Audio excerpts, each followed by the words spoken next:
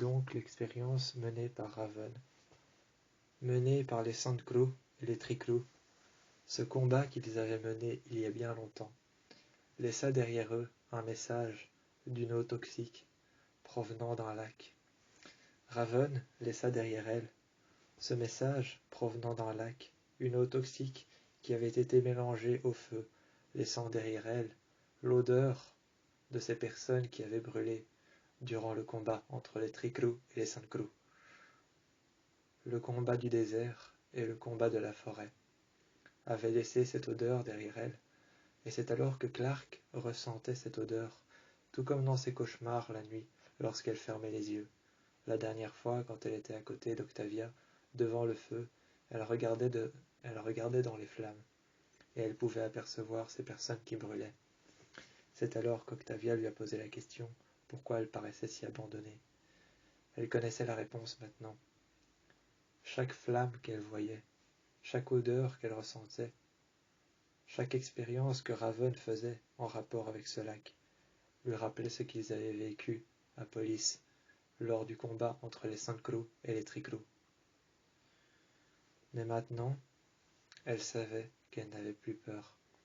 C'est alors qu'elle ordonna à Raven, qui expliquait, de regarder le feu et cette fumée palpable, et cette funeste fumée palpable qui était arrivée, qui sentait la même chose que les morts lors de ce combat. Eh bien, c'est alors que Clark ferma les yeux. Elle entendit des pas et en même temps des hurlements. Elle entendit les hurlements à Police des personnes qui avaient brûlé lors de ce combat. Elle entendit des pas de marche, la démarche des gens qui marchaient à Police. Et c'est ensuite que ces pas lui paraissaient de plus en plus lointains, mais tout de même très proches. Ces pas qui lui paraissaient de plus en plus lointains, mais tout de même très proches, ont commencé à venir vers elle. Ensuite, elle sentait une présence, comme si quelqu'un se levait et se tenait juste debout devant elle. Elle ouvrit les yeux, et elle vit alors le peuple du lac, qui était venu, les Podacrues. Et c'est alors qu'elle vit les Podacrues qui étaient venus voir. Ils s'adressèrent à Raven, qui était devant son PC avec les batteries satellites, et qui ensuite cherchait un moyen quelconque, et la fumée palpable restait au-dessus du feu éteint. Raven s'adressèrent aux Podacrues, et ensuite les Podacrues, la tribu du lac, s'adressèrent ensuite à leur lac. Ils mirent la main tous les uns après les autres. Ils se mirent en file indienne, tout autour du lac, les uns à côté des autres, en file indienne. Il se mit alors toute la tribu autour du lac. Ils posèrent leurs mains à la limite de la surface de l'eau. Et tous, en Podacrues, disent alors « Notre cher lac malade, espérons trouver un remède. » La jeune femme s'adressèrent au chef des Podacrues et montra son PC, un poisson qu'ils avaient trouvé, la source des ennuis de ce lac. Un poisson qu'ils avaient trouvé, la source des ennuis de ce lac. C'est alors qu'elle dit alors au Podacrues, ce poisson a sûrement été contaminé, emmené ou apporté. Il a vécu ici tellement longtemps qu'il en a contaminé votre lac. Les Podacrues disent alors, en posant la paume de la main, le chef posa son arme par terre, un couteau forgé dans de l'acier. Il le posa par terre, un couteau qui avait été forgé dans les décombres de l'acier de Police après le combat qu'avait mené Clark, le combat qui avait été mené à la déchéance. Les Podacrues avaient été jusqu'à Police et avaient ramené un débris de terre ainsi qu'un débris de fer qu'ils avaient trouvé après la déchéance qu'avaient mené les Tricrew et les Sandcrew. C'est alors qu'il ramena ce débris de fer et ce débris de terre. Il déposa ensuite une arme qu'il avait scarifiée avec un outil, un appareil un outil tranchant. Il avait scarifié une sculpture dans la terre et dans les décombres qu'il avait trouvés à Police, scarifiant une amulette, comme ils appelaient ça, une amulette de sécurité qu'il posa sur le dessus. Il posa sur le dessus d'un des décombres qu'il y avait au bord du lac. Il posa cette amulette. Il se tourna vers Raven, qui était assis sur l'un des décombres avec son PC, expliquant que le poisson qui avait mordu Murphy avait empoisonné le lac et en était peut-être la cause. Ils allaient trouver. Ils percèrent encore jusqu'à en trouver la solution. Ils persévéraient et ils percèrent le mystère de ce lac qui avait été contaminé. Raven ne baissa pas les bras, mais elle expliqua au Podacru que leur lac avait été empoisonné par ce poisson, que Murphy, lui, avait été mordu par ce poisson. Il dormait, n'était pas toujours éveillé. Parfois il dormait, parfois il était endormi profondément, parfois il était endormi jusqu'à un sommeil paradoxal, mais très rarement il s'avérait qu'il dormait. Il fermait les yeux, mais sans plus. C'est alors que s'adressa au Podacru Emory, qui dit alors, en serrant la main et en soulevant le bras, légèrement, en soulevant le bras et en serrant la main de Murphy, elle s'adressa au Podacru et dit alors, « S'il vous plaît, soignez-le, faites quelque chose. » Le chef posa alors sa main, légèrement, la paume de sa main sur le torse de Murphy, et répéta après, encore une fois, des paroles dont elle ne comprenait pas le sens, mais il répéta des paroles. Encore une fois, il répéta des paroles. Par 3 fois, ces mots étaient répétés par toute la tribu, qui vint alors à poser leurs mains sur le torse de Murphy. Et c'est alors que l'un des chefs chamans se leva, l'un des chefs chamans de Podacru, celui qui décidait pour la plupart des malades, dit alors, en regardant son visage, qu'il fallait lui faire boire de l'eau du bassin. Ensuite, Raven se tourna et dit alors au Podacru que ce n'était peut-être pas obligé et pas la bonne solution, qu'il y avait peut-être autre chose, car ce lac était toxique et eux-mêmes le savaient. C'est alors qu'ils ont répondu, répandant des cendres qu'ils avaient répandues tout autour du lac, ils avaient répandu des cendres.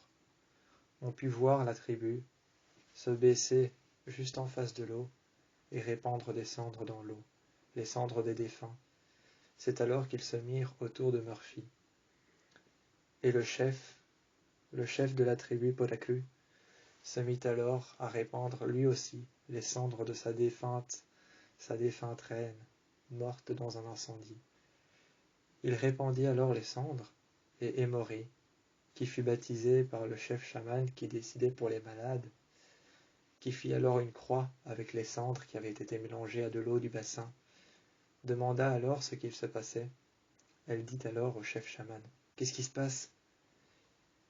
Et il répandit les cendres sur son front. Il répandit les cendres sur son front qu'il mit sur le bout des doigts, peignant son front en noir. Il dit alors « Cendre pour protection ». Et c'est ensuite que derrière le chef montra à Emory « Amulette pour protection ». Amulette pour protection, cendre pour protection. Et ils ne répétèrent ça que 3 fois. Cendre pour protection, amulette pour protection. Que par 3 fois, ils ne répétaient ça. C'est alors qu'Octavia se présentèrent elle aussi avec Clark et dit alors « On va quand même pas lui faire boire de l'eau du lac ?» Ensuite le chef chaman passa juste à côté de Octavia. Devant Clark, il s'adressa et lui dit alors, en lui donnant un seau qu'il avait trouvé sur le côté, « Vous, prenez eau du lac et apportez. Clark, hésitante, se mit alors devant Octavia et Emory, qui ne la laissèrent pas. Emory et Octavia, qui ne la laissèrent pas passer. Elle se mit devant. Et Octavia lui dit alors, en dégainant son couteau légèrement, « Tu vas pas faire ça, non. » Emory dit alors, « Mais tu vas le tuer, t'es dingue !» Clark dit alors à Emory, « Tu veux le sauver ?» Emory dit, « Oui, mais pas avec de l'eau qui a calciné un poisson. »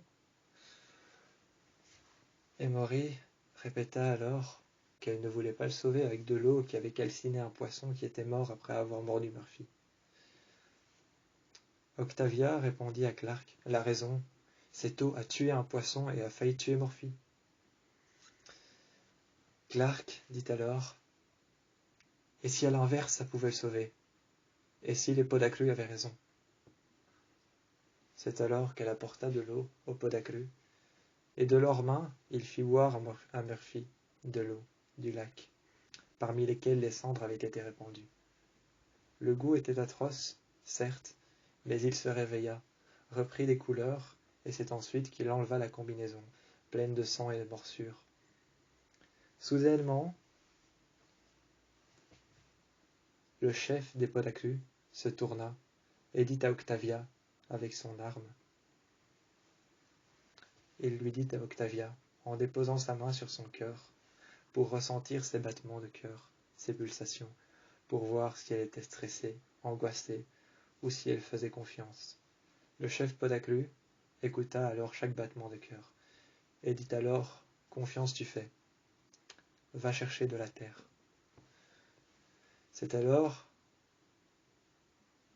qu'elle se doutait de quelque chose, mais que soudainement, elle remit son arme dans son étui. Et après avoir remis son arme dans son étui, on put voir Octavia partir chercher de la terre. Elle rejoigna avec un seau de terre en main le chef des Podaclus, qui étala alors sur le torse de Murphy, qui avait été lacéré par les dents et par les écailles tranchantes de ce poisson. Par les écailles et par les pics tranchantes de ce poisson avait été lacéré le torse de Murphy. Le chef des Podaclus s'asseya à côté de Murphy, et dit alors, en posant sa main et en déplaçant la terre en spirale sur son torse et ses blessures, et il dit alors, sur la voie de la guérison tu es, guéris et relève-toi. En spirale, il continua à répéter ça, sur la voie de la guérison tu es, guéris et relève-toi. C'est alors que soudainement, on put voir le torse de Murphy se gonfler d'air, et ensuite, on put l'entendre inspirer, expirer, inspirer et expirer. Emory déposa sa main et relâcha son bras. Elle relâcha son bras, prit son second bras et le mit alors sur son torse au niveau de son bassin. C'est alors que le chef des Podaclus dit à Clark qu'il avait trouvé. Elle dit à Clark, le chef des Podaclus dit alors à Clark, nous avons trouvé comment guérir. C'est alors qu'une trêve se montrèrent à Clark. Ils prirent un morceau de feuille qui visiblement avait brûlé. Un morceau de feuille qui visiblement avait brûlé, une sorte de parchemin, écrit dans une langue étrangère, qu'ils montrèrent à Clark, et le chef des Podaclus dit alors qu'ils allaient signer et qu'ils allaient commencer une trêve.